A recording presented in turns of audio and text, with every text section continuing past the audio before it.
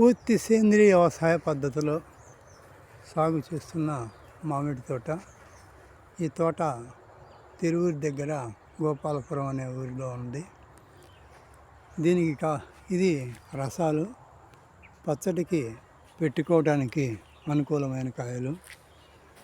ఈ పంట పండించడానికి కేవలం జీవన ఎరువులు, వేపగింజల కషాయము మరియు కల్పవృక్ష,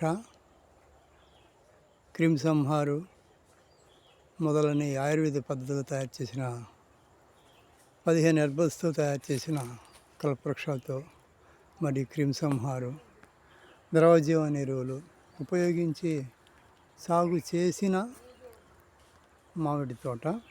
ఇప్పుడు ఆర్గానిక్ పద్ధతి మామిడికాయలు కావలసిన వారు సంప్రదించవచ్చు. ఇవి పచ్చడి పెట్టుకోవడానికి ఎంతో అనుకూలమైనవి.